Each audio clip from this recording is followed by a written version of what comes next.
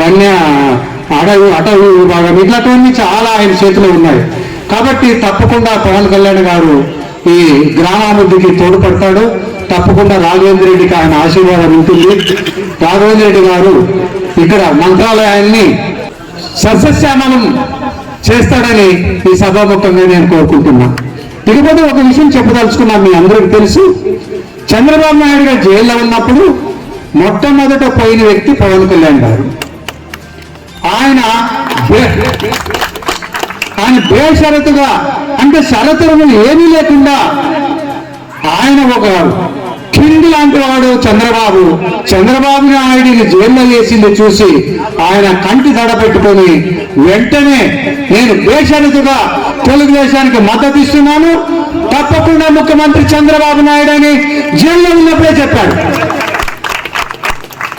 తప్పకుండా చంద్రబాబు నాయుడు ముఖ్యమంత్రి అయ్యారు. ఇప్పుడు ఉప ముఖ్యమంత్రి పవన్ కళ్యాణ్ అయ్యారు. పవన్ కళ్యాణ్ గారు నరేంద్ర మోదీ దగ్గర చాలా అభినవ సంబంధం ఉంది. పవన్ కళ్యాణ్ ఏది చెప్పినా మోదీ గారు కాదన్నారు. అలాగే చంద్రబాబు పవన్ కళ్యాణ్ ఇద్దరు పోయినారంటే ఇప్పుడు రాష్ట్రం లోటు బడ్జెట్ లో ఉంది, ఆర్థికంగా చాలా వెనుకబడి ఉన్నాము. ఇలాంటి టైంలో సంక్షేమ పథకాలు ఒక పక్క అమలు చేస్తూ రెండో పక్క రాష్ట్రాన్ని అభివృద్ధి దశలో తీసుకువెళ్తూ వాళ్ళు ఎంతో కృషి చేస్తున్నారు. వాళ్ళ కృషి మనము మరవకూడదు. ఈ సభముఖంగానే నేను కృతజ్ఞతలు తెలుపుతున్నాను. ఇకపోతే నేను రాఘవేంద్ర రెడ్డి గారికి మన తమ్ముడు విష్ణువర్ధన్ రెడ్డి గారు ఒక మాట చెప్పారు. ఏమని? ఎన్డీఏ కూటమి ప్రభుత్వం ఇది, తెలుగుదేశం ప్రభుత్వం ఒక్కటే కాదు, ఎన్డీఏ కూటమి ప్రభుత్వం.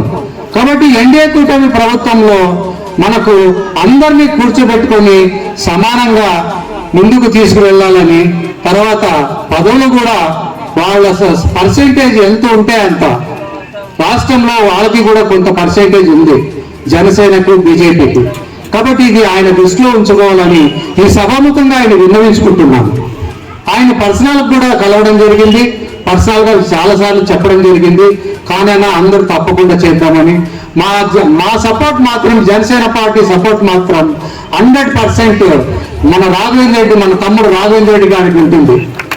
తప్పకుండా వచ్చే ఎన్నికల్లో రాఘవేంద్ర రెడ్డి గారు ఎమ్మెల్యే అవుతాడని ఈ సభాముఖంగా నేను ఘంటాపథంగా చెప్తాను. ఎందుకంటే ఆయన అట్లా కృషి చేస్తున్నాడు. మా మద్దతు కూడా 100% మద్దతు ఇస్తాం.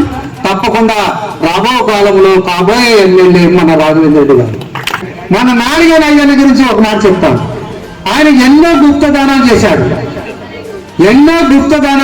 ఆయన ఎన్ని చేశాడంటే, వాల్మీకి మహర్షి విగ్రహం ఎక్కడైనా పెడితే ఎంతో డబ్బు ఇచ్చాడు. ఏమి అయ్యానా? ఎన్నో వాల్మీకి మహర్షి విగ్రహాలకి ఆయన ఎవరికి తెలియదు, ఎవరు వచ్చినా అడిగినా లేదనకుండా సంఘం కొరకు కానీ దీని కొరకు కానీ ఆయన సపోర్ట్ చేసే వ్యక్తి. మరి వాల్మీకి సంఘానికి మూల స్తంభాలు ఉన్నారు, నర్సిరెడ్డి, వక్రాడి వెంకటేశ్వర్లు, మరియు ఈయన జక్కినేని వెంకటేశ్వర్లు. మరి ముఖ్యంగా ఇక్కడ కోసిగి మండలంలో, కోసిగి టౌన్ లో అతిరథ మహారథులందరూ కూడా వాల్మీకి ముఖ్య నాయకులు ఉన్నారు. వాళ్ళందరూ నాకు అన్నదమ్ములు, చుట్టాలు, బంధువులు. కాబట్టి వాళ్ళందరికీ కూడా, ఇక్కడ వచ్చిన వాళ్ళకి అందరికి కూడా నమస్కారాలు తెలుపుకుంటూ ఇంతటితో